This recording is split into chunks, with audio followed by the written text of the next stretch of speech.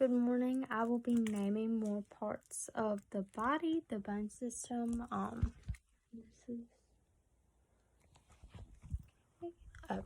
the minute book. Right. And I did label the top, that way I knew which part of the bones it was.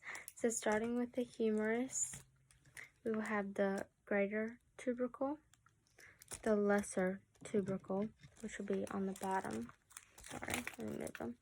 So greater, lesser. We have the olecranon fossa, which is the divot right here. It's kind of like a V shape. The medial epicondyle is the bone at the bottom that's curvy. And the trochlea is the little like curves at the bottom, which kind of look like an elephant's toes. And then for the radius and ulna, we have the ulna, which is closer inwards towards the body, and then the olecranon, which is at the top of it, and the styloid process of the ulna, which is at the bottom. For the radius, we have this bone right here on the outside, radius head, and then the styloid process of the radius. Then we go ahead and we move on to the hands. So this is like the palm of the hand and then anterior. So we have scaphoid bone. Then we move down to the lunate bone, the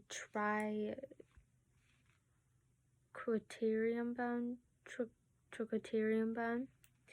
Then if you flip over anteriorly, you can see the pisiform, and then back over leads you to the trapezium right here by the thumb, and then just below that is the trapezoid. Move over to the other side of the hand for the capitate, and then the hamate, which is above that. Then we have our carpals right here, 8 of them, and then the metacarpals, and then your phalanges, also known as the fingers. Then we go ahead and we'll move on to the pelvic bone. And so then we start with the iliac crest, which is this top portion right here. It's kind of like a C looking thing. The sacroiliac joint is the inner bone right here. You can see it. There's a little line right there. Then we move on to the ilium ischium, which is below right in here. And then the pubis acetibium, which is right back in here, which kind of connects these two bones. This is a little cavity. The obturator forum is the hole right in here. And then the ischial tuberosity is just below the ilium ischium, right in here. Then we can go ahead and move on to the femur. Sorry, my skeleton's gonna break. And so the femur is this top bone for the leg.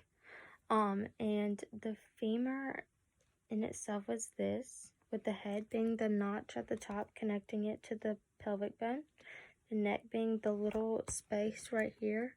That being the neck, that being the head. The greater trochanter, right in here. Gosh dang. Greater trochanter, lesser trochanter, right in here. Then you have the medial condyle and lateral condyle. Okay? Then we move on to our leg. For the leg, there are 2 main bones, being the tibia and fibia. Tibia being the bigger one. So now the tibia, this is the anterior crest, and then meanwhile the malleus, or the medial malleus, is on the outside, this being the fibia, and then the lateral malleus being here, with the patella being the little bone on your knee.